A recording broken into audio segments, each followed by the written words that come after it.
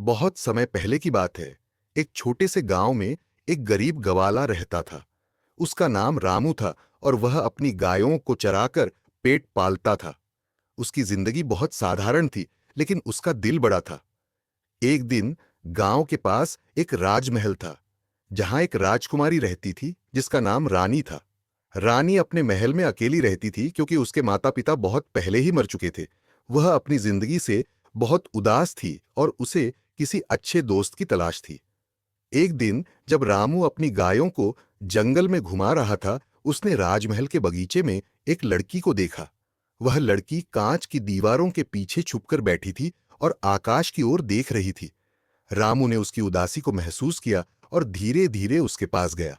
उसने पूछा, क्या आप ठीक हैं राजकुमारी? रानी चौंकी और उसने रामू को देखा, लेकिन उसकी आंखों में कोई नफरत या गुस्सा नहीं था। वह केवल उसकी ओर निहारते हुए बोली, मेरे पास कोई नहीं है, मैं बहुत अकेली हूं। रामू ने सोचा कि वह रानी का दोस्त बन सकता है और वह रोज जंगल के रास्ते से राजमहल तक आकर उससे मिलता। दोनों के बीच एक गहरी दोस्ती पनपी। रानी ने अपनी सारी दुखभरी कहानियां रामू को सुनाई और रामू ने भी अपनी गरीबी और संघर्ष की बातें रानी से साझा की। लेकिन एक दिन जब रामू महल के पास पहुंचा तो उसने देखा कि महल का दरवाजा बंद था और बगीचे में कोई नहीं था। वह चुपचाप भीतर गया और देखा कि रानी वहां नहीं थी। रामू बहुत परेशान हुआ और उसने पूरे महल में रानी को ढूंढा, लेकिन वह कहीं नहीं मिली। तभी उसे महल के एक पुराने कमरे में एक चिट्ठी मिली। चिट्ठी में लिखा था, तुमसे मिलकर मुझे यह एहसास हुआ कि दुनिया में सच्चे दोस्त भी होते हैं, लेकिन मैं तुम्हें छोड़कर जा रही हूं। मैं राजकुमारी नहीं, एक साधारण लड़की थी जो अपने परिवार के राजमहल में बंधी हुई थी। रामू हैरान था और उसने समझा कि रानी शायद अपने असली परिवार से मिलन के लिए कहीं चली गई है। लेकिन सबसे बड़ा रहस्य तब सामने आया जब रामू ने सुना कि राजकुमारी रानी को खोजने के लिए कोई और नहीं बल्कि उसके पिता के पुराने दुश्मन, जो राजा बनना चाहते थे, ने उसे पकड़ लिया था। आखिरकार रामू ने उसे छुड़वाने की कसम खाई और एक नई यात्रा पर निकला। रामू की नजदीकियों में अब वह राजकुमारी का रहस्य और गहरा हो गया था। वह राजमहल में रहकर अपनी जिंदगी के सबसे बड़े रहस्यों में से एक को सुलझाने की कोशिश कर रहा था। चिट्ठी में लिखी बातें उसे बार बार याद आ रही थीं और उसके मन में सवाल था कि वह क्यों इतनी चुपचाप चली गई और क्यों उसने अपनी असली पहचान छिपाई। क्या वह सच में अपने परिवार से मिलकर चली गई या फिर कुछ और था? यह सवाल उसे सुकून से नहीं बैठने दे रहा था। रामू ने ठान लिया कि वह रानी को ढूंढेगा और इस रहस्य का पर्दाफाश करेगा। उसने गांव वालों से सुना था कि कुछ दिन पहले एक गुप्त काफिला महल से बाहर निकला था और लोग कहते थे कि राजकुमारी उसी काफिले के साथ गायब हुई थी। रामू ने अपनी गायों को छोड़ा और अकेले ही उस काफिले का पीछा करने निकल पड़ा। वह दिन और रात चलते चलते उस काफिले तक पहुंचा जो एक पुराने किले की ओर जा रहा था। रामू ने चुपके से किले में प्रवेश किया और वहां से उसे कुछ अजीब से आवाजें सुनाई दीं। किले के भीतर पहुंचकर उसने देखा कि एक बहुत पुरानी किताब के साथ राजकुमारी बैठी थी।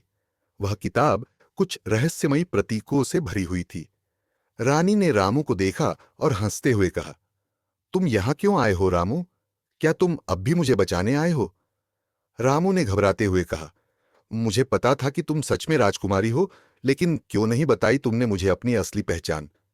रानी की आंखों में एक गहरी उदासी थी और उसने धीरे से उत्तर दिया, अगर मैं तुमसे अपनी असली पहचान बताती तो क्या तुम मुझे उसी रूप में स्वीकार करते जैसे आज करते हो?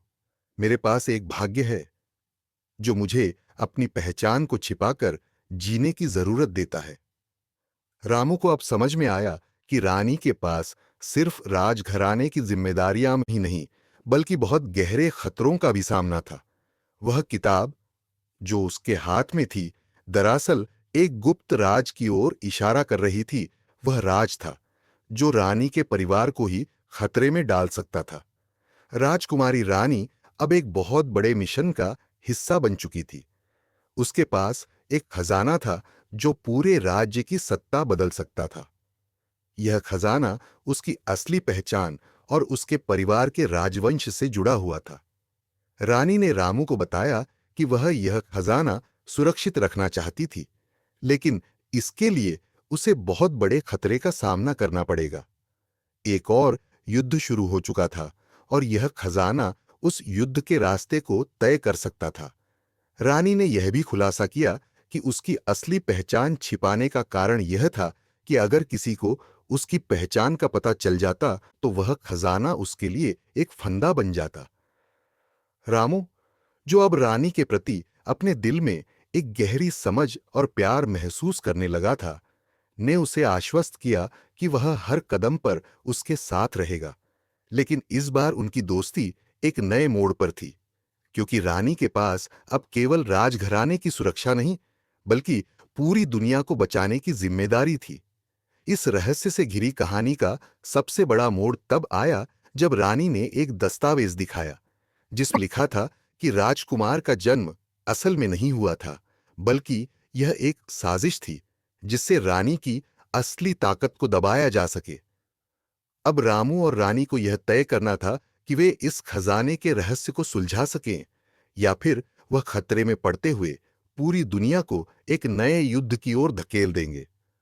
रामू और रानी के सामने अब एक बेहद कठिन निर्णय था, क्योंकि खजाने का रहस्य सिर्फ उनका ही नहीं, बल्कि पूरे राज्य का भविष्य तय कर सकता था। रानी ने रामू से कहा, यह खजाना कोई सामान्य धन नहीं है, इसमें वह शक्ति छिपी है जो अगर गलत हाथों में चली गई तो राज्य के पूरे अस्तित्व को मिटा सकती है। रानी ने उस पुरानी किताब को खोलते हुए बताया, यह खजाना दरअसल एक प्राचीन जादुई शक्ति से जुड़ा हुआ है, जिसे मेरी पूर्वजों ने एक शाप के रूप में फेंक किया था। यह शाप किसी के हाथों में यह खजाना जाने पर अत्यधिक विनाश ला सकता है। रामू की आंखों में अब संकोच और डर था।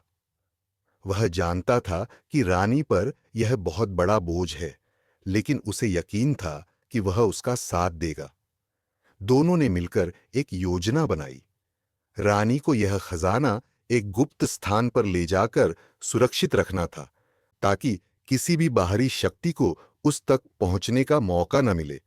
लेकिन यह रास्ता इतना आसान नहीं था, क्योंकि रानी के दुश्मन, जो खजाने के रहस्य को जान चुके थे, अब हर हाल में उसे हासिल करने की कोशिश कर रहे थे। एक रात जब दोनों किले से बाहर निकलने की योजना बना रहे थे, रामू ने देखा कि किले के चारों ओर अजीब सी हलचल है। वह समझ गया कि दुश्मन ने उनकी योजना का पता लगा लिया है और अब उनकी जान के पीछे हैं। रामू ने रानी से कहा, हमेशा की तरह हमें चुपके से जाना होगा, लेकिन अब यह और भी मुश्किल हो गया है। रानी ने उसे भरोसा दिलाया और दोनों जंगल की ओर निकल पड़े। लेकिन जैसे ही वे जंगल में प्रवेश करते, रामू को एक सर्द हवाओं के साथ अजीब सी आवाजें सुनाई दीं। यह आवाजें धीरे धीरे बढ़ने लगीं और तभी रामू ने देखा कि उनके चारों ओर से दुश्मन के सैनिक आ रहे थे। रामू और रानी को घेर लिया गया था और उन सैनिकों के चेहरों पर एक ही उद्देश्य था, खजाना हथियाना। रानी को यह महसूस हुआ कि अब उनका पीछा किया जा रहा है, लेकिन उसे अभी भी उस खजाने को सुरक्षित रखने का एक तरीका खोजना था। अचानक रानी ने अपनी जेब से एक पुराना ताबीज निकाला और उसे रामू की ओर बढ़ाते हुए कहा, यह ताबीज सिर्फ एक बार काम करता है और वह समय अब आ गया है। रामू ने ताबीज को हाथ में लेते हुए रानी से पूछा, यह क्या करेगा? रानी ने उत्तर दिया, यह ताबीज हमें समय और स्थान में एक छोटा सा छिपा रास्ता दिखाएगा, जिससे हम दुश्मन से बच सकेंगे। लेकिन हमें यह नहीं भूलना चाहिए कि यह केवल एक बार काम करेगा। बिना देर किए रानी ने ताबीज को चूमते हुए उसे सक्रिय किया। एक तेज रोशनी चमकी और दोनों अचानक एक अलग ही जगह पर पहुंच गए। यह स्थान एक घना जंगल था, जहां हर तरफ शांत और अंधेरा था। रामू चौंका हुआ था, लेकिन रानी के चेहरे पर अब कुछ और ही भाव थे। हम अब सुरक्षित हैं, रानी ने कहा, लेकिन यह केवल शुरुआत थी। रामू ने उसकी ओर सवालिया नजरों से देखा। रानी ने गहरी सांस लेते हुए कहा, तुम जानते हो रामू, यह खजाना सिर्फ राजकुमारी को ही नहीं, बल्कि राज्य के हर नागरिक को प्रभावित करेगा। और इस बार यह खजाना किसी को नहीं, बल्कि मुझे ही अपने खतरनाक उद्देश्य के लिए इस्तेमाल करना पड़ेगा। रामू का दिल तेजी से धड़कने लगा। वह नहीं समझ पा रहा था कि रानी ने ऐसा क्यों कहा। रानी ने उसे जवाब दिया, क्योंकि मैं ही वह व्यक्ति हूं जो इस खजाने की असली ताकत का उपयोग कर सकती हूं, लेकिन उसके लिए मुझे अपनी पहचान पूरी तरह से बदलनी होगी। मुझे इस खजाने के रहस्य को समाप्त करना होगा, वरना इसका प्रयोग करने वाले लोग इसे किसी खतरनाक शक्ति के रूप में इस्तेमाल करेंगे। रामू ने चौंकते हुए कहा, तो तुम इसे नष्ट कर दोगी? रानी ने उसे देखा और कहा, नहीं, मैं इसे नष्ट नहीं करूंगी। मुझे इसका उपयोग करने का एक तरीका खोजना होगा जिससे राज्य को भी फायदा हो और किसी को भी खतरा न हो। लेकिन इसके लिए मुझे अपनी असली पहचान को दुनिया से छिपाए रखना होगा, और इसके बाद हम उस खजाने का इस्तेमाल सही तरीके से करेंगे। यह कहते हुए रानी और रामू ने नए संघर्ष की शुरुआत की, जहां एक राजकुमारी को अपने असली उद्देश्य के लिए खुद को एक नई पहचान में ढालना था, और रामू को अपने दिल और दोस्ती के बीच एक जटिल चुनाव करना था। रानी की बातों ने रामू के मन में गहरी उलझन पैदा कर दी। वह समझ नहीं पा रहा था कि रानी, जो अब तक उसकी दोस्त और जीवन साथी की तरह थी, आखिर क्यों इतनी गहरे और खतरनाक राज में फंसी हुई थी। वह सोच रहा था कि क्या यह खजाना सच में इतना ताकतवर है कि रानी को अपनी असली पहचान और अपना जीवन तक बदलना पड़ रहा है। वह दोनों घने जंगल में आगे बढ़े, लेकिन यह रास्ता न सिर्फ भटकाव भरा था, बल्कि हर कदम पर खतरे की घंटी भी थी। रानी की आंखों में एक अजीब सी चिंता थी, लेकिन उसने रामू से इसे छिपाया। उसने कहा, हम अब उस स्थान के पास हैं जहां खजाना छिपा हुआ है, लेकिन इसका रास्ता बहुत खतरनाक है। दुश्मन हमारी पहचान जान चुका है और वो जानता है कि हम उसे यहां लाए हैं। रामू के अंदर एक नई ऊर्जा महसूस होने लगी। उसने रानी से कहा, मैं तुम्हारे साथ हूं। हम यह खजाना किसी के हाथ नहीं लगने देंगे। वे धीरे धीरे उस रहस्यमयी स्थान की ओर बढ़ रहे थे जो एक प्राचीन किले के भीतर छिपा था। यह किला हर तरफ से जंगली झाड़ियों और बड़े पेड़ों से घिरा हुआ था, और किसी ने इसे दशकों से नहीं छुआ था। रानी ने रामू को कहा, यहां कोई नहीं आएगा, लेकिन अगर हमने खजाना खोला तो हमें बहुत बड़ी कीमत चुकानी पड़ेगी। रामू को अब यह पूरी तरह से महसूस हो रहा था कि रानी की जिंदगी और खजाने का रहस्य उसे बहुत गहरे संकट में डालने वाला है। जैसे ही वे किले के अंदर पहुंचे, रानी ने एक रहस्यमयी पैटर्न के साथ एक पुरानी दरवाजे की कुंडी को घुमाया। दरवाजा खुलते ही अंदर एक बड़ा सा हॉल दिखाई दिया, जिसमें एक विशाल पत्थर का बक्सा रखा हुआ था। वह बक्सा किसी प्राचीन जादू की तरह चमक रहा था। रामू ने बक्से को देखा और उसे छूने के लिए बढ़ा, लेकिन रानी ने उसे रोकते हुए कहा, यह इतना आसान नहीं है। उसने बक्से के पास खड़े होते हुए कुछ मंत्र पढ़े और अचानक वह बक्सा खुलने लगा। बक्से के भीतर एक गहरी लाल आभा से रोशनी निकलने लगी और रामू का दिल तेजी से धड़कने लगा। इसी दौरान किले के बाहर की तरफ से तेज शोर सुनाई देने लगा। रानी और रामू ने समझ लिया कि दुश्मन अब बहुत करीब हैं। रानी ने उस आभा से निकलते हुए खजाने को देखा और कहा, यह वही खजाना है जो मुझे अपनी शक्ति को नियंत्रित करने के लिए चाहिए था, लेकिन इसकी कीमत बहुत बड़ी होगी। उसने तुरंत खजाने को वापस बक्से में रखने की कोशिश की, लेकिन तभी बाहर से आवाज आई, हमें पता है कि तुम यहां हो रानी, अब तुम बच नहीं सकोगी। रानी ने रामू को देखकर कहा, अब हमें अपनी जिंदगी के सबसे कठिन फैसले का सामना करना पड़ेगा। रामू ने घबराते हुए पूछा, क्या मतलब है तुम्हारा? तुम खजाने के साथ क्या करने वाली हो? रानी ने गहरी सांस ली और कहा, इस खजाने को अगर मैं ठीक से इस्तेमाल करती हूं तो मेरी ताकत इतनी बढ़ सकती है कि मैं पूरे राज्य को संभाल सकती हूं। लेकिन अगर मुझे इस खजाने के जादू में फंसने दिया गया तो मैं खुद को खो दूंगी। तभी किले के भीतर घुसते हुए दुश्मन के सैनिकों की आवाजें साफ सुनाई दीं। रामू ने तुरंत ताबीज को अपने हाथ में पकड़ा और कहा, रानी, हम दोनों अब यहां से निकल नहीं सकते, लेकिन मैं तुम्हारी मदद कर सकता हूं। हमें भागने का रास्ता चाहिए। रानी ने उसकी बात सुनी और उसे एक नजर से देखा, फिर कहा, तुम सही कह रहे हो, हमें भागने का रास्ता चाहिए, लेकिन यह रास्ता खजाने के रहस्य को ठीक से नष्ट किए बिना संभव नहीं होगा। आखिरकार रानी ने उस खजाने की शक्तियों का सही तरीके से उपयोग करने का निर्णय लिया। उसने अपने दिमाग को पूरी तरह से शांत किया और खजाने से जुड़ी शक्ति को अपने भीतर महसूस किया। रामू की मदद से उन्होंने खजाने की शक्ति को पूरी तरह से नियंत्रित किया और उसे फिर से सुरक्षित स्थान पर भेज दिया। इस प्रक्रिया ने रानी को पूरी तरह से बदल दिया और अब वह एक नई ताकत के साथ दुश्मनों के खिलाफ खड़ी थी। लेकिन सबसे बड़ा रहस्य तब सामने आया जब रानी ने खुलासा किया कि खजाना न सिर्फ एक भौतिक संपत्ति था, बल्कि वह एक प्राचीन जादू था जो किसी भी राज्य के भविष्य को पलट सकता था। यह खजाना नष्ट नहीं किया गया, बल्कि रानी ने उसे सुरक्षित स्थान पर छिपा दिया ताकि कोई भी इसका गलत इस्तेमाल न कर सके। रामू ने देखा कि रानी ने जो किया वह राज्य और उसके लोगों के भले के लिए था, लेकिन रानी अब भी उसी खिलाफ खो जाने के डर से जूझ रही थी। क्या वह सही रास्ते पर थी? क्या उसकी ताकत से राज्य का भविष्य बन सकता था? यह रहस्य अब भी खुले तौर पर छिपा हुआ था और भविष्य में क्या होगा यह किसी को नहीं पता था। रानी ने खजाने की शक्ति को नियंत्रित करते हुए एक नया रास्ता खोज लिया था, लेकिन वह अभी भी अपने भीतर एक गहरे संदेह और डर को महसूस कर रही थी। रामू ने उसे देखा और समझ गया कि भले ही रानी ने सही कदम उठाया हो, लेकिन उसका दिल अब भी किसी न किसी बोझ से दबा हुआ था। रानी ने धीरे से कहा, रामू, इस खजाने का रहस्य न सिर्फ हमारी पहचान से जुड़ा है, बल्कि यह हमारे राज्य के भविष्य से भी जुड़ा है। अगर इसका गलत हाथों में आ गया, तो जो भी शक्तियां इसमें छिपी हैं, वे पूरी दुनिया को बदल सकती हैं। रामू ने उसकी बातों को ध्यान से सुना, लेकिन वह यह समझने की कोशिश कर रहा था कि रानी के लिए यह इतना व्यक्तिगत क्यों था। उसने पूछा, तुम इतनी गहरी सोच में क्यों हो रानी?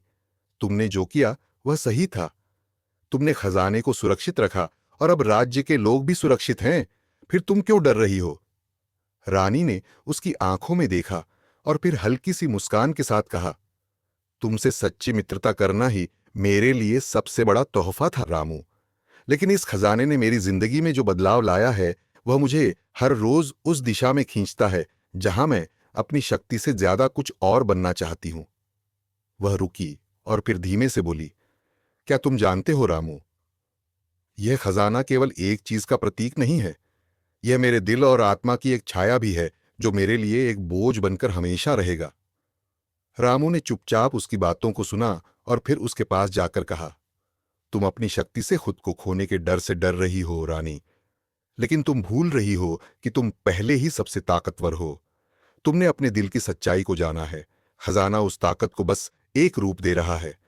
रानी ने उसकी बातों पर सिर झुकाया, फिर कहा, शायद तुम सही हो रामू, लेकिन मैं यह नहीं जानती कि जब मैं अपनी शक्ति का पूरा इस्तेमाल करूंगी तो क्या वह मुझे सही दिशा में ले जाएगा या मुझे फिर से उस अंधेरे रास्ते पर धकेल देगा जहां मैंने खुद को खो दिया था। यह कहते हुए रानी ने एक गहरी सांस ली और खजाने की दिशा में देखा, जो अब पूरी तरह से सुरक्षित था। उसकी आंखों में अब एक नया विश्वास था, लेकिन साथ ही एक गहरी जिम्मेदारी भी। रानी जानती थी कि उसे इस खजाने का उपयोग सहेज कर और समझदारी से करना होगा, ताकि राज्य का भला हो, न कि उसका पतन। इस शक्ति को संतुलित करने के लिए उसे खुद को पूरी तरह से समझना और नियंत्रित करना था। रामू ने रानी को देखा और समझ लिया कि यह लड़ाई सिर्फ बाहरी दुश्मनों से नहीं थी, बल्कि यह उसकी अपनी आंतरिक लड़ाई भी थी। रानी का संघर्ष अपने भीतर की शक्ति को संतुलित करने और सही दिशा में उसका इस्तेमाल करने का था। रामू ने उसे ढांढस बंधाया, तुम्हारी असली ताकत तुम्हारी अच्छाई में है रानी। तुम्हारे दिल में जो सच्चाई और साहस है, वही तुम्हारी सबसे बड़ी ताकत है।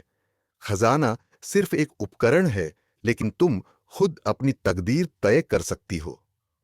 रानी ने उसकी बातों को गंभीरता से सुना और फिर आकाश की ओर देखा। उस पल उसे एहसास हुआ कि उसने अब तक जो रास्ता चुना था वह कोई साधारण रास्ता नहीं था। यह उसकी आत्मा की यात्रा थी, जहां उसे न केवल अपनी शक्ति से बल्कि अपनी कमजोरियों और डर से भी लड़ना था। खजाना अब केवल एक रूपक था, जो उसे अपनी जिंदगी के सबसे गहरे रहस्यों से सामना करवा रहा था। फिर एक दिन रानी ने राजकुमारी के रूप में अपनी पूरी जिंदगी के बारे में सोचा और यह महसूस किया कि अब समय आ चुका था जब वह अपनी शक्ति का सही तरीके से इस्तेमाल कर सकती है। उसने राज्य को नई दिशा देने का निर्णय लिया, लेकिन यह नहीं किया कि वह पूरी तरह से खजाने पर निर्भर हो। उसने तय किया कि वह अपनी बुद्धिमानी, साहस और प्यार के साथ राज्य का मार्गदर्शन करेगी और किसी भी स्थिति में खजाने को अपना अभिन्न अंग नहीं बनाएगी। लेकिन जैसे ही रानी ने यह निर्णय लिया, एक और घातक मोड़ आया। राज्य में एक और शक्ति उभरने लगी थी, जो अब रानी के खजाने और उसकी शक्ति को चुनौती देने आई थी। यह शक्ति शायद रानी के अतीत से जुड़ी हुई थी और अब वह रानी के समक्ष एक नया संकट लेकर आई थी। क्या रानी इस नई शक्ति का मुकाबला कर पाएगी? क्या वह अपनी आंतरिक शक्तियों को पूरी तरह से जागृत कर पाएगी, या फिर उसे एक बार फिर से किसी और के हाथों में हार का सामना करना पड़ेगा? यह सवाल अब पूरी तरह से खुला था और रानी के लिए अगला कदम उतना ही कठिन था जितना कि पहले कभी नहीं था। रानी ने उस नए खतरे को महसूस किया, लेकिन उसने तय कर लिया था कि अब वह अपने रास्ते से नहीं हटेगी। खजाने की शक्ति के बारे में सोचते हुए उसे यह समझ में आया कि वह उसे केवल अपने राज्य की भलाई के लिए इस्तेमाल कर सकती है, न कि अपनी निजी ताकत को साबित करने के लिए। फिर भी यह नई शक्ति जो अचानक राज्य में उभर आई थी, उसके सामने एक बड़ी चुनौती बनकर खड़ी थी। यह शक्ति कोई और नहीं बल्कि उसके ही परिवार से जुड़ी एक पुरानी शाही शाखा थी, जिसका नाम भृगु वंश था।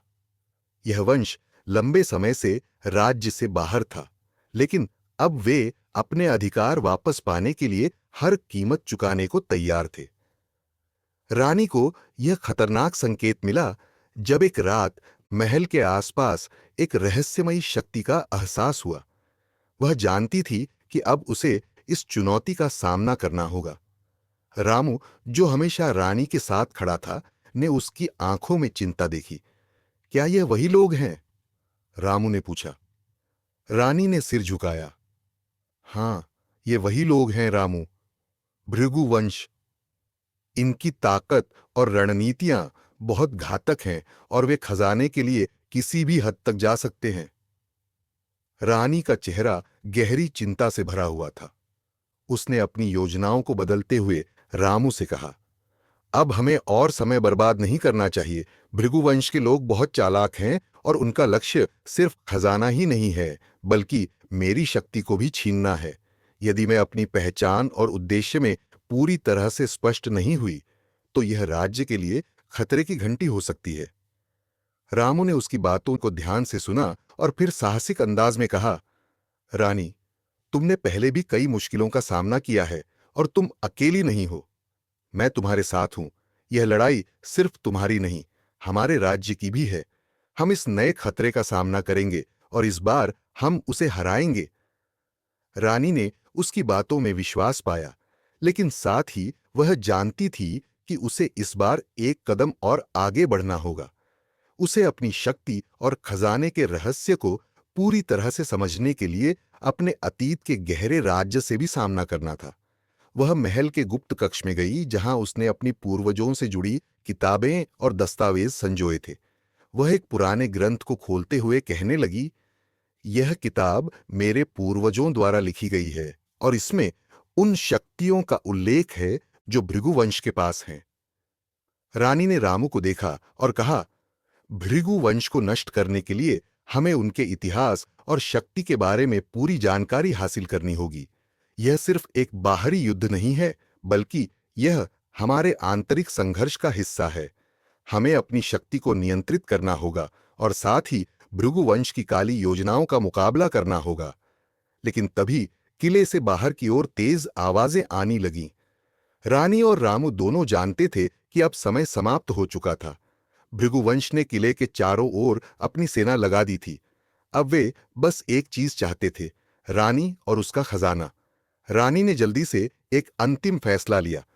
रामू, हमें खजाने को सुरक्षित स्थान पर भेजना होगा, लेकिन उससे पहले हमें यह सुनिश्चित करना होगा कि भृगुवंश को हमारे रास्ते से हटाया जाए। रामू ने सिर झुकाया और कहा, मैं तुम्हारे साथ हूं रानी, हम ये सब एक साथ करेंगे। रानी ने अपनी शक्ति का उपयोग करते हुए उस खजाने को एक गहरे गुफा में छिपा दिया, जो भृगुवंश के सैनिकों से कहीं दूर था। फिर दोनों ने मिलकर किले में एक बड़ी योजना बनाई। रानी ने अपने पुरखों से मिले जादुई मंत्रों का इस्तेमाल करते हुए किले के दरवाजों और दीवारों को शुद्ध किया, ताकि कोई भी दुश्मन भीतर न आ सके। यह एक कठिन प्रक्रिया थी, लेकिन रानी ने अपनी पूरी ताकत लगा दी। रामू ने रानी से कहा, यह सब बहुत मुश्किल होगा, लेकिन अगर हम एकजुट होकर काम करते हैं तो हम भृगुवंश को हरा सकते हैं। रानी ने उसकी बातों में दृढ़ विश्वास पाया। उसने सोचा, अगर हम अपनी पहचान को सही दिशा में रखते हैं तो हमें कभी भी किसी से डरने की जरूरत नहीं होगी। भृगुवंश चाहे कितना भी शक्तिशाली क्यों न हो, हम अपनी सच्चाई और साहस के साथ उन्हें हराएंगे। लेकिन तभी एक बड़ा तूफान किले के बाहर आ गया। हवा तेजी से बह रही थी और आसमान में गहरी बिजली की कड़क के साथ अंधेरा छा गया। यह संकेत था कि भृगुवंश ने अपनी पूरी शक्ति लगा दी थी। रानी और रामू के सामने एक नई कठिन परीक्षा थी, जो सिर्फ उनके साहस और बुद्धिमानी पर निर्भर करेगी। क्या वे भृगुवंश को हराने में सफल होंगे, या फिर उनके सामने एक और बड़ी चुनौती आएगी? यह सवाल अब भी खुला था, और उनकी यात्रा का अगला मोड़ उनके लिए न केवल राज्य का भविष्य, बल्कि उनकी अपनी आत्मा की सच्चाई तय करेगा। रानी और रामू किले की छत पर खड़े थे, जहां से वे भृगुवंश की सेना के विशाल दल को देख सकते थे। अंधेरे में डूबे आसमान और कड़कती बिजली ने दृश्य को और भी भयावह बना दिया था। रानी ने रामू की ओर देखा और उसकी आंखों में एक गहरी चिंता थी। यह केवल एक बाहरी युद्ध नहीं है रामू, उसने कहा, यह मेरे भीतर का युद्ध है। मैं जानती हूं कि अगर हम भृगुवंश को हरा भी देते हैं तो उनकी शक्ति का कोई और रूप हमें कभी न कभी फिर से मिलेगा। रामू ने उसे देखा और उसका हाथ थामते हुए कहा, रानी, तुम वही करोगी जो सही है। तुमने हमेशा अपने राज्य और लोगों के लिए सही फैसले लिए हैं। अब समय आ चुका है कि तुम्हारे भीतर की शक्ति को पूरी तरह से जागृत किया जाए। हम एकजुट होकर इन सब का मुकाबला करेंगे। रानी की आंखों में कुछ पल के लिए अडिग विश्वास और फिर एक गहरी चिंता की झलक थी। वह जानती थी कि यह उनकी आखिरी परीक्षा है, और यह सिर्फ खजाने या भृगुवंश के बारे में नहीं था।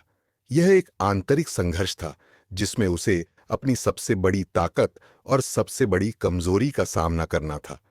रानी ने गहरी सांस ली और फिर अपने जादुई ताबीज को अपने हाथ में कसकर पकड़ लिया।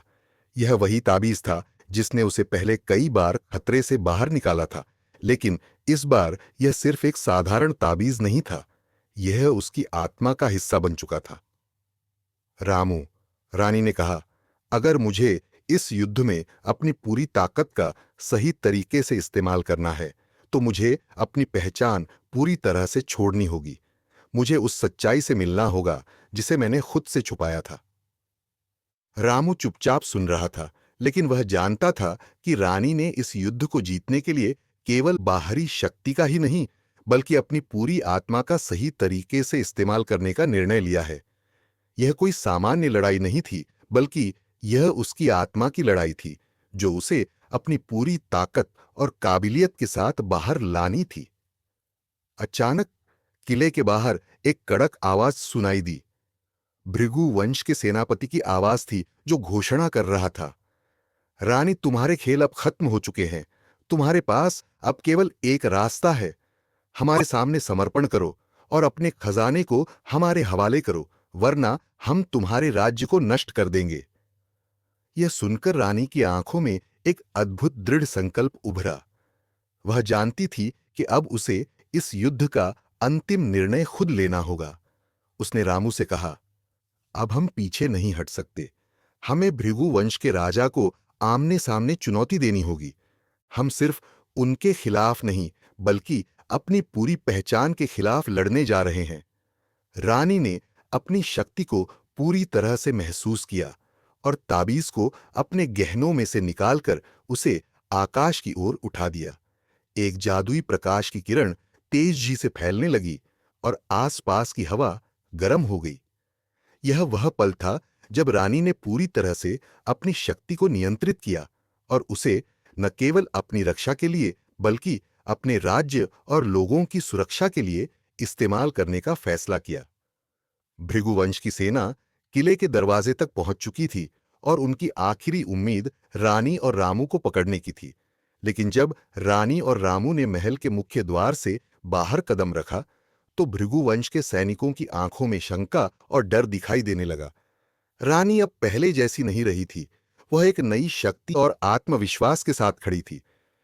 सैनिकों के नेतृत्वकर्ता भृगुवंश के राजा ने रानी को चुनौती दी, तुम्हारी शक्ति अब हमें डराने के लिए काफी नहीं है। रानी, तुम और तुम्हारा खजाना मेरे नियंत्रण में होंगे।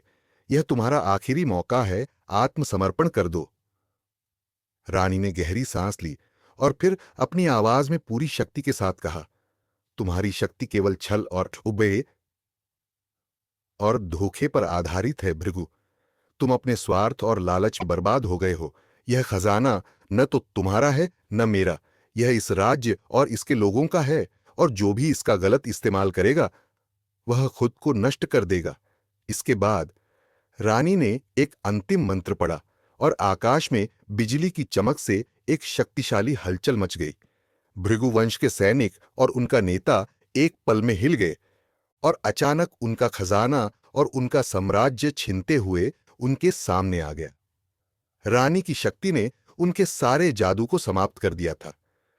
लेकिन जैसे ही भृगुवंश के सैनिकों ने हार मान ली, रानी ने यह महसूस किया कि वह अकेले नहीं थी। रामू ने उसकी ओर देखा और मुस्कुराकर कहा, तुमने न केवल राज्य को बचाया रानी, बल्कि अपने भीतर के डर और संकोच को भी हराया। अब तुम्हारी असली शक्ति जाग चुकी है। रानी ने उसकी ओर देखा और कहा, यह खजाना कभी भी हमारे अस्तित्व की पहचान नहीं हो सकता। हमारी पहचान और हमारी ताकत हमारी नीयत, हमारी अच्छाई और हमारे दिलों में छिपी है, और यही हमारी असली शक्ति है। भृगुवंश के राजा ने अंतिम बार रानी की आंखों में देखा और स्वीकार किया कि वह हार चुका था। उसकी शक्ति अब खत्म हो चुकी थी। रानी ने उसे जीवन दान देते हुए कहा, तुम्हारे पास अब एक मौका है अपने रास्ते को सही दिशा में मोड़ने का। हमें इस युद्ध को खत्म करना होगा ताकि राज्य फिर से शांति और समृद्धि की ओर बढ़ सके। इस प्रकार रानी और रामू ने न केवल भृगुवंश की शक्ति को समाप्त किया, बल्कि रानी ने खुद को पूरी तरह से पहचानते हुए राज्य के भविष्य के लिए एक नई दिशा तय की। लेकिन वह जानती थी कि यह लड़ाई केवल एक बार की नहीं थी, यह एक निरंतर संघर्ष था। रानी ने भृगुवंश के संकट को समाप्त किया, लेकिन वह जानती थी कि शांति का यह क्षण क्षणिक हो सकता है। राज्य में फिर से युद्ध का कोई और खतरा उभर सकता था, और उसके भीतर की शक्ति को संतुलित करने की चुनौती भी निरंतर बनी रहेगी। उसने अपने निर्णय से यह सिद्ध कर दिया कि उसकी असली शक्ति न केवल खजाने से थी, बल्कि उसकी आंतरिक दृढ़ता, समझ और नीयत से भी थी। हालांकि भृगुवंश हार चुका था, लेकिन रानी के मन में एक सवाल बार बार गूंज रहा था, क्या उसने सही रास्ता चुना था? वह जानती थी कि खजाना और उसकी शक्ति को लेकर जो संघर्ष हुआ वह सिर्फ बाहरी था। असल में उसे अपनी आंतरिक दुनिया में जो बदलाव लाने की आवश्यकता थी वह और भी महत्वपूर्ण था। अब वह खुद को पहचानने की कोशिश कर रही थी, अपनी पुरानी पहचान और नई शक्ति के बीच संतुलन बनाने की। क्या वह उन पुराने घावों को भुला पाएगी जो उसे अपनी शक्ति से संबंधित थे? क्या वह अपने राज्य और अपने लोगों की भलाई के लिए अपनी असली ताकत का इस्तेमाल कर पाएगी, बिना किसी व्यक्तिगत लालच या स्वार्थ के? रामू, जो हर कदम पर रानी के साथ खड़ा था, ने उसकी चिंता को महसूस किया। एक दिन जब वह दोनों महल की प्राचीन बगिया में बैठे थे, रामू ने रानी से पूछा, तुम ठीक हो रानी? तुमने अपनी शक्ति का सही तरीके से उपयोग किया है, लेकिन क्या तुम्हें लगता है कि अब तुम्हारी ये यात्रा पूरी हो गई है? रानी ने गहरी सांस ली और कहा, यह एक ऐसा सवाल है रामू, जिसका जवाब शायद मुझे अब तक नहीं मिला है। यह युद्ध, यह खजाना और यह साम्राज्य, इन सभी चीजों ने मुझे बहुत कुछ सिखाया, लेकिन असली सवाल अब यह है, क्या मैं अपने भीतर के अंधकार और उजाले को एक साथ स्वीकार कर पा रही हूं? रामू ने चुपचाप उसकी बातों को सुना, लेकिन वह जानता था कि रानी अपने दिल की गहराइयों में उस सच्चाई का सामना कर रही थी जो उसने पहले कभी न देखी थी। उसकी शक्ति और उसका खजाना केवल बाहरी रूप थे। उसकी असली शक्ति तो उसके भीतर छुपी थी, और अब वह उस शक्ति का सही रूप में इस्तेमाल करने का प्रयास कर रही थी। इसी समय महल में एक संदेश आया। एक अन्य राज्य से शाही प्रतिनिधि ने रानी को एक चेतावनी दी थी। रानी, उन्होंने कहा, आपके राज्य में शांति अब बहुत दिनों तक नहीं रहने वाली। कई शक्तियां इकट्ठा हो रही हैं जो राज्य पर कब्जा करना चाहती हैं, और यह कोई साधारण संघर्ष नहीं होगा। यह उस खजाने की वास्तविक शक्ति के लिए लड़ाई होगी जो आपने छिपा रखा है। रानी ने एक पल के लिए चुप रहकर संदेश को सुना। यह वह पल था जब उसने महसूस किया कि उसकी परीक्षा अब और भी कठिन होने वाली थी। भृगुवंश की हार ने केवल एक खतरनाक शक्ति को हरा दिया था, लेकिन राज्य में बहुत सी अन्य शक्तियां छिपी हुई थीं जो अब उसके खजाने को पाने के लिए हर संभव कदम उठाएंगी। और अब रानी को यह तय करना था कि वह अपनी शक्ति का इस्तेमाल केवल राज्य की रक्षा के लिए करेगी, या फिर अपनी आंतरिक शांति और संतुलन की खोज में लगेगी। रामू ने रानी को देखा और कहा, यह समय और भी कठिन हो सकता है, लेकिन तुम अब अकेली नहीं हो। तुम्हारे साथ तुम्हारा राज्य और तुम्हारे लोग हैं। हम सब मिलकर इस खतरे का सामना करेंगे। रानी ने उसके शब्दों पर गौर किया और महसूस किया कि यही वह मोमेंट था जब उसे अपने निर्णयों का पूरा असर समझ में आया। उसे अपने राज्य के लोगों को संजीवनी शक्ति देनी थी, ताकि वे केवल बाहरी संघर्षों का ही नहीं, बल्कि अपने भीतर के डर और असुरक्षाओं से भी निपट सकें। हमारे राज्य के लिए यह युद्ध केवल खजाने को बचाने का नहीं होगा, रानी ने धीरे से कहा। यह हमारी आत्माओं का युद्ध होगा। मुझे अब अपनी आंतरिक शक्ति को पूरी तरह से पहचानना होगा और उसे सही दिशा में लागू करना होगा। उसने रामू की ओर देखा और कहा, तुम मेरे साथ हो और मैं जानती हूं कि हम सब मिलकर इस युद्ध को जीत सकते हैं। लेकिन रानी के भीतर एक गहरी चिंता अब भी थी। क्या वह अपनी शक्ति और अपने दिल की सही दिशा पा सकेगी, और क्या वह राज्य की सही दिशा में मार्गदर्शन कर पाएगी? इसके बाद रानी ने एक बड़ा निर्णय लिया। उसने राज्य के प्रमुख मंत्रियों और बुद्धिजीवियों के साथ बैठक बुलाई और उन्हें इस संकट के बारे में बताया। हमें सिर्फ बाहरी शत्रुओं से नहीं, बल्कि अपनी आंतरिक कमजोरी से भी लड़ना होगा। हमें एक नई दृष्टि और सामूहिक शक्ति के साथ इस युद्ध का सामना करना होगा। राज्य के लोग अब रानी के नेतृत्व में और भी मजबूत हो गए थे। हर व्यक्ति ने अपने भीतर की ताकत को महसूस करना शुरू किया, और राज्य की एकता और संकल्प पहले से कहीं ज्यादा मजबूत हुआ। लेकिन जैसे जैसे युद्ध की घड़ी करीब आती गई, रानी को यह समझ में आने लगा कि यह केवल राज्य के लिए नहीं, बल्कि अपने खुद के लिए भी एक यात्रा होगी। यह यात्रा उसे अपनी असली पहचान, अपनी पूरी ताकत और अपनी पूरी नीयत के साथ करनी थी। आखिरकार रानी ने महसूस किया कि राज्य की रक्षा के लिए उसे न केवल बाहरी शत्रुओं से जूझना होगा, बल्कि अपने अंदर की उस शक्ति से भी लड़ना होगा जो कभी उसे डराती थी। और इसी प्रकार राज्य और रानी की लड़ाई अब अपने सबसे कठिन मोड़ पर पहुंच चुकी थी। रानी की यह यात्रा अब न केवल उसके राज्य का भविष्य तय करने वाली थी।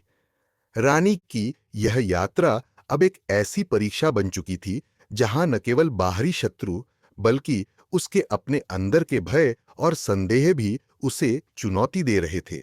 वह जानती थी कि इस युद्ध को जीतने के लिए उसे अपने भीतर की पूरी शक्ति को पहचानना होगा और अपने अतीत के भय को खत्म करना होगा। राज्य के लोग अब उसे एक नई उम्मीद और विश्वास के साथ देख रहे थे, लेकिन रानी के दिल में एक गहरी उलझन थी। क्या वह अपने अतीत के घावों को ठीक कर पाएगी और अपनी ताकत को सही दिशा में इस्तेमाल कर पाएगी, या फिर वह वही गलती दोहराएगी जो उसने पहले की थी? राज्य में हर ओर तैयारी चल रही थी। सैनिक अपनी ताकत बढ़ाने के लिए प्रशिक्षण ले रहे थे, मंत्रियों ने रणनीतियां तैयार की थीं और लोग अपने घरों से बाहर निकलकर रानी की दिशा में समर्थन की घोषणा कर रहे थे। लेकिन रानी का मन कहीं न कहीं उलझन में था। हर रात वह अपने महल की छत पर खड़ी होकर दूर दराज के आकाश को देखती और मन ही मन खुद से सवाल करती, क्या मैं सही रास्ते पर हूं? क्या मुझे अपने खजाने और अपनी शक्ति को सही तरीके से इस्तेमाल करना आ गया है? रामू, जो हमेशा उसके साथ खड़ा था, उसकी चिंता को महसूस कर रहा था। एक रात जब रानी बगिया में अकेली बैठी थी, रामू उसके पास आया और कहा, रानी, तुम्हारी चुप्पी और चिंता मुझे सता रही है। तुम क्या सोच रही हो? रानी ने एक लंबी सांस ली और कहा, मैं सोच रही हूं कि अगर हमारी शक्ति और खजाना राज्य के लिए सही नहीं है, तो क्या हम सचमुच सही दिशा में जा रहे हैं? रामू ने उसे देखा और कहा, रानी, तुम्हारा खजाना और तुम्हारी शेष शक्ति केवल तुम्हारे राज्य के लिए नहीं, बल्कि तुम्हारी आत्मा की सफाई और शुद्धता के लिए भी है। तुम जितनी बार अपनी शक्तियों से डरती हो, उतनी ही बार तुम अपने राज्य को कमजोर करती हो। अब वक्त आ चुका है जब तुम्हें इस शक्ति को पूरी तरह से अपनाना होगा और उसे अपनी पहचान का हिस्सा बनाना होगा।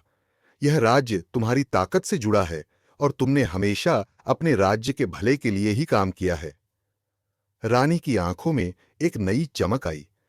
रामू की बातों ने उसे समझाया कि उसे अपनी शक्ति से डरने की बजाय उसे पूरी तरह से अपनाना होगा।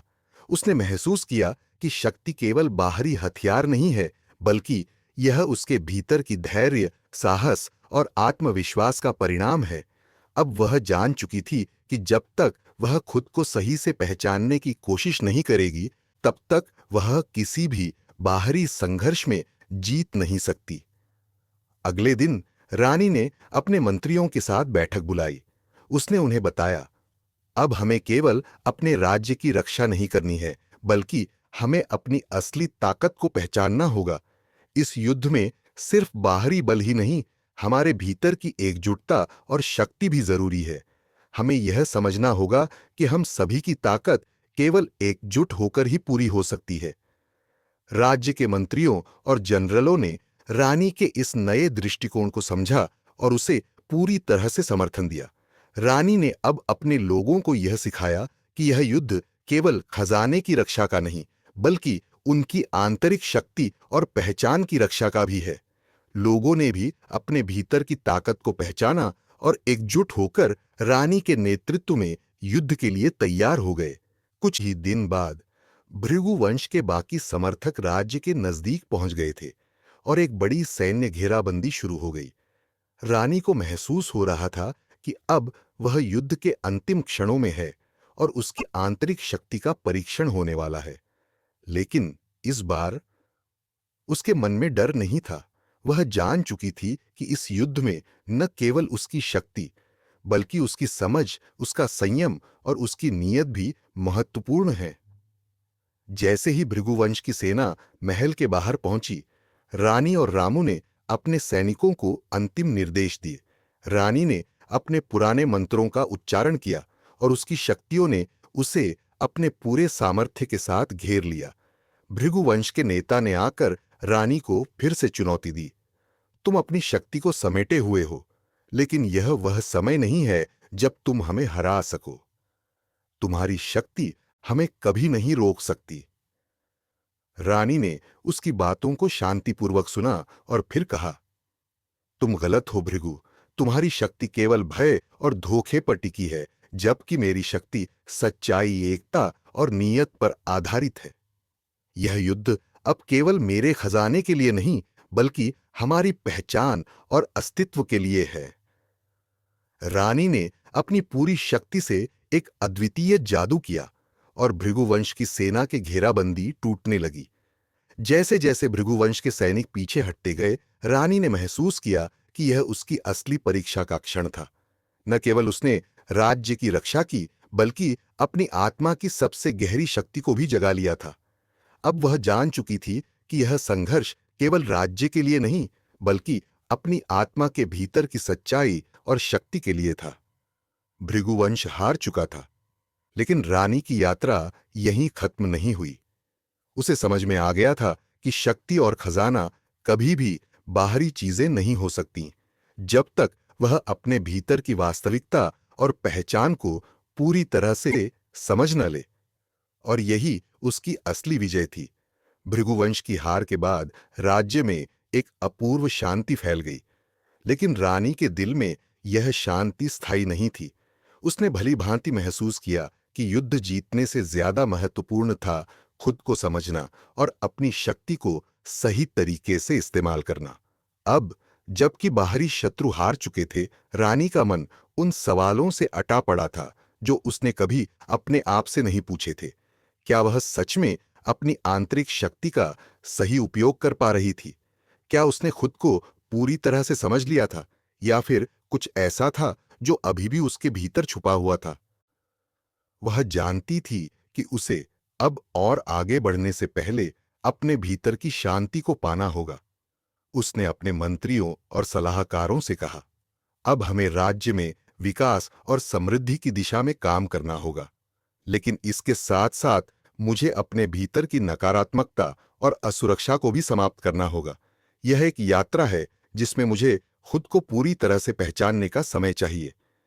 रामू, जो हमेशा उसकी ताकत का स्रोत बनकर खड़ा था, ने उसकी बातों को समझा और कहा, रानी, तुमने बाहरी शक्ति के साथ साथ अपनी आंतरिक शक्ति को पहचान लिया है। अब तुम्हें उस शक्ति को पूरी तरह से अपनाना होगा। जो लोग तुम्हारे साथ हैं, वे तुम्हारे नेतृत्व में विश्वास करते हैं और हम सब तुम्हारे साथ हैं। रानी ने रामू की बातों पर विचार किया और महसूस किया कि वह केवल बाहरी संघर्षों का ही सामना नहीं कर रही थी, बल्कि उसे अपनी आत्मा की गहराइयों में भी उतरने की आवश्यकता थी। युद्ध समाप्त हो चुका था, लेकिन उसका आंतरिक संघर्ष अब शुरू हुआ था। उसने संकल्प लिया कि वह अपनी आत्मा के भीतर की उन कमजोरियों से लड़ने के लिए पूरी तरह से तैयार है जो वर्षों से उसे घेर रही थीं। तभी एक दिन राज्य के सुदूर इलाके से एक संदेश आया। यह संदेश किसी न जाने संगठन से था, जो लंबे समय से राज्य की शांति के खिलाफ काम कर रहा था। उन्होंने रानी को चेतावनी दी कि उनकी शक्ति को अब राज्य के भीतर ही चुनौती मिल सकती है। रानी ने यह संदेश सुना, लेकिन अब उसे इन चुनौतियों से डर नहीं लग रहा था। उसने महसूस किया कि हर चुनौती का सामना करने के लिए अब उसके पास सिर्फ बाहरी बल नहीं, बल्कि उसकी अपनी आंतरिक शक्ति भी है। उसने बैठक बुलाई और अपने मंत्रियों से कहा, हमें अब सिर्फ अपने राज्य की सुरक्षा नहीं करनी है, बल्कि हमें अपने लोगों के भीतर की शक्ति और विश्वास को भी जगाना होगा। यह राज्य की असली ताकत है और हमें इसे बनाए रखना होगा। मंत्रियों और जनरलों ने रानी के विचारों को समझा और समर्थन दिया। उन्होंने इस नए दृष्टिकोण के तहत राज्य के भीतर हर नागरिक को शिक्षित करने की योजना बनाई, ताकि हर व्यक्ति अपनी आंतरिक शक्ति को पहचान सके और उसे सही दिशा में इस्तेमाल कर सके। रानी ने इस दौरान राज्य के बच्चों और युवाओं के लिए विशेष शैक्षिक कार्यक्रम शुरू किए, ताकि वे भविष्य में अपनी शक्ति का सही उपयोग कर सकें। इस बीच रानी ने स्वयं को पूरी तरह से तैयार किया। उसने ध्यान और साधना की शुरुआत की, ताकि अपनी आंतरिक शक्ति और संतुलन को और भी मजबूत बना सके। वह यह जान चुकी थी कि वास्तविक शक्ति तब आती है जब एक व्यक्ति अपने डर, संकोच और संकोच को पार कर अपने भीतर की सबसे बड़ी क्षमता को पहचानता है। यह रास्ता आसान नहीं था, लेकिन रानी को यह महसूस हुआ कि यही उसकी असली यात्रा है। एक दिन महल के दरवाजे पर एक राजदूत आया, जिसने बताया कि राज्य के बाहर एक और शत्रु दल आ रहा है, जो राज्य पर हमला करने के लिए तैयार है। लेकिन इस बार रानी को डर नहीं था। वह जानती थी कि अब वह अपने भीतर की ताकत को पूरी तरह से पहचान चुकी थी और अब कोई भी शक्ति उसे हरा नहीं सकती थी।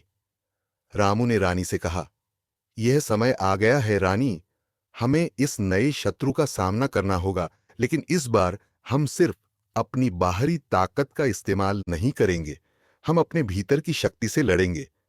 रानी ने मुस्कुराते हुए कहा, यह युद्ध हमारे आत्मविश्वास और विश्वास का युद्ध होगा। हम जीतेंगे क्योंकि हम एकजुट हैं।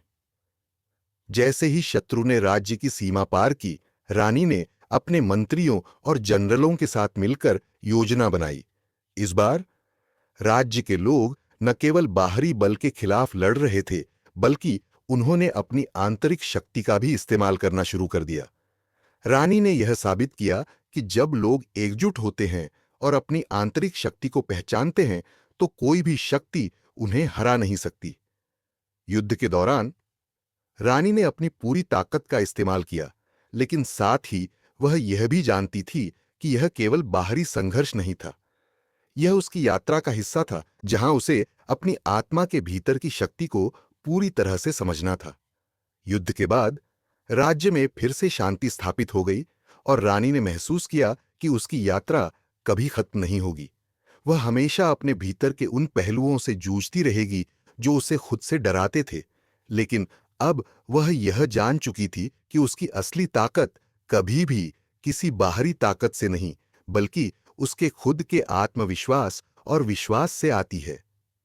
यह युद्ध और उसकी यात्रा अब उसकी आत्मा की पूरी परिपक्वता का प्रतीक बन चुकी थी। रानी ने अपने राज्य और अपने भीतर की शक्ति की पूरी पहचान कर ली थी और वह जान चुकी थी कि यही उसकी असली विजय थी। राज्य में शांति का फिर से स्थायित्व आ गया था, लेकिन रानी के मन में वह गहरी हलचल फिर भी जारी थी। अब जब युद्ध समाप्त हो चुका था और राज्य की सुरक्षा के लिए कोई बाहरी खतरा नहीं था, उसने महसूस किया कि सबसे बड़ी चुनौती खुद को पूरी तरह से जानने की थी। अपनी शक्ति, नीयत और पहचान को उसने पहले कभी इतनी गहराई से नहीं देखा था। उसने महसूस किया कि जितना बड़ा युद्ध बाहरी शत्रु से था, उतना ही बड़ा संघर्ष भीतर का था। यह समझने की प्रक्रिया थी कि उसने अपने भीतर के उन हिस्सों को कब से अनदेखा किया था, जिन्हें अब सच्चाई के साथ देखना होगा। रानी ने अपनी आत्मा की गहराई में उतरने का निर्णय लिया। उसने अपने समय का एक हिस्सा ध्यान और साधना में बिताने की योजना बनाई। वह जानती थी कि जब तक वह अपनी आत्मा को पूरी तरह से शुद्ध और जागरूक नहीं करेगी, तब तक वह खुद को और राज्य को पूरी तरह से नेतृत्व नहीं कर पाएगी।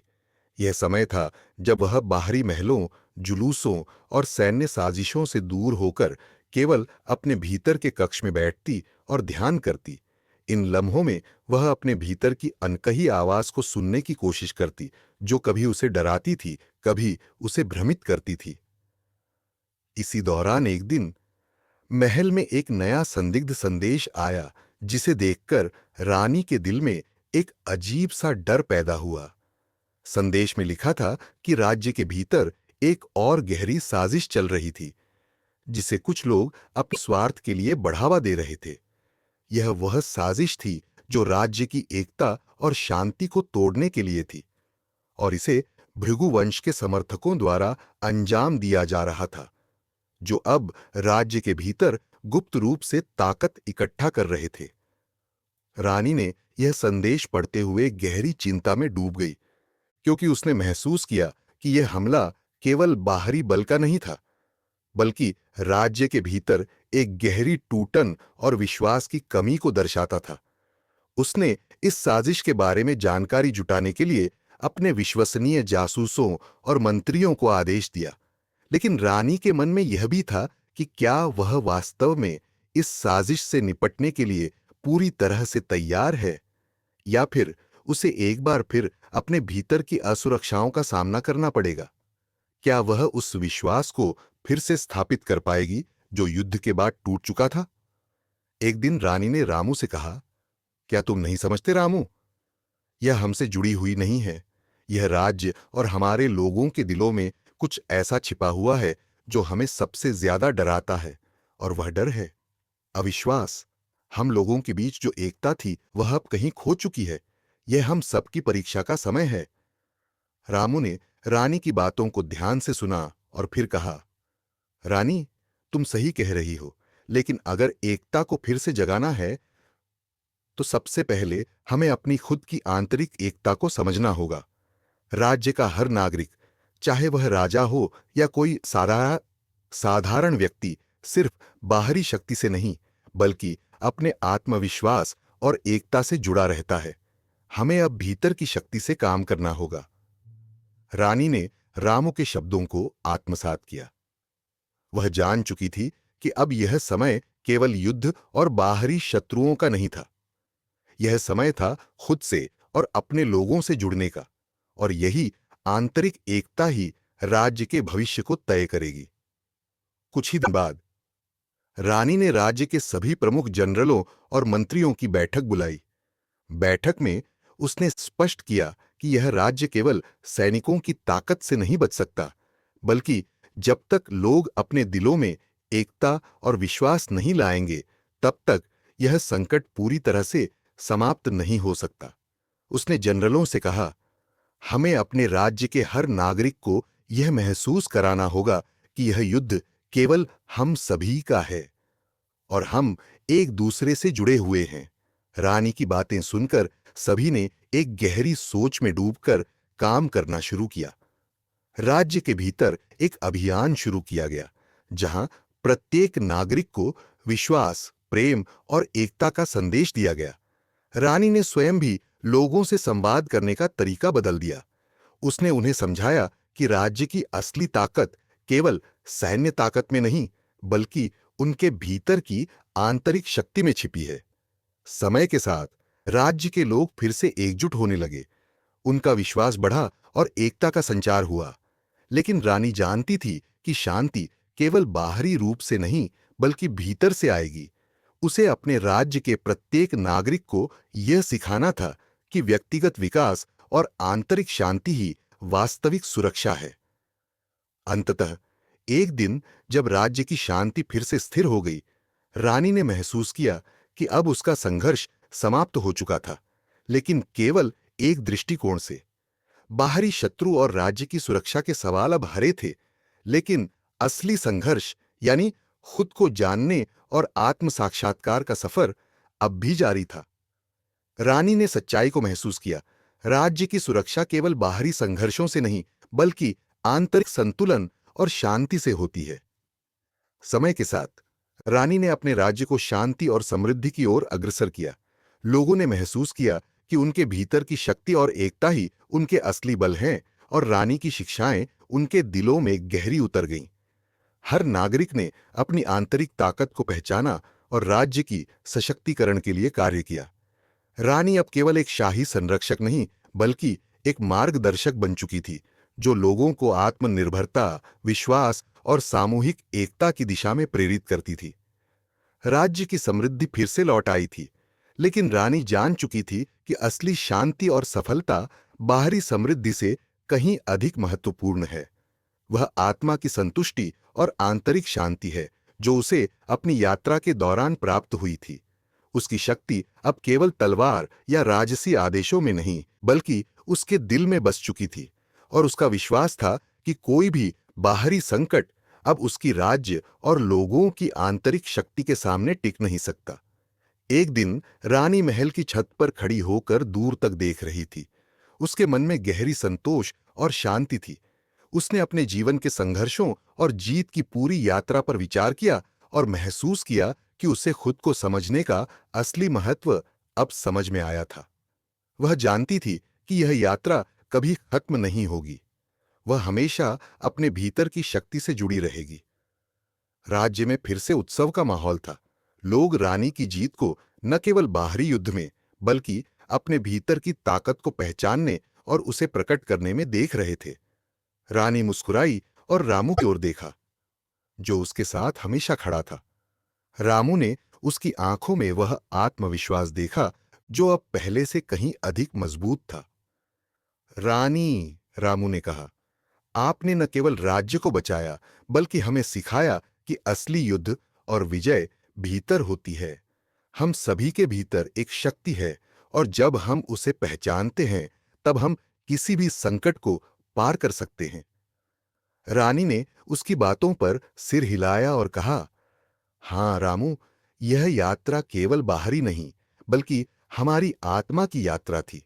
और अब मैं जानती हूं कि जब तक हम अपने भीतर की शक्ति को नहीं पहचानते, तब तक हम कभी सच्ची शांति और संतुलन नहीं पा सकते। रानी का दिल अब पूरी तरह से शांत था। उसने एक नई शुरुआत की, जो केवल राज्य की रक्षा नहीं, बल्कि हर नागरिक के भीतर की शक्ति और आत्मविश्वास की रक्षा का था। उसकी कहानी अब राज्य के हर कोने में गाई जाती थी। एक ऐसी कहानी जो हर व्यक्ति को यह सिखाती थी कि बाहरी दुनिया की चुनौतियां केवल हमें आंतरिक शक्ति और विश्वास की ओर मार्गदर्शन करती हैं। और इस तरह रानी की यात्रा समाप्त हुई, लेकिन उसके द्वारा छोड़ी गई शिक्षाएं और राज्य में बनी शांति अनंत काल तक जीवित रही। कभी नहीं भूलना, असली ताकत केवल बाहरी नहीं, भीतर की शक्ति में होती है। रानी के ये शब्द अब राज्य के लोगों के जीवन का हिस्सा बन चुके थे, और उनकी यात्रा की सच्ची विजय यही थी।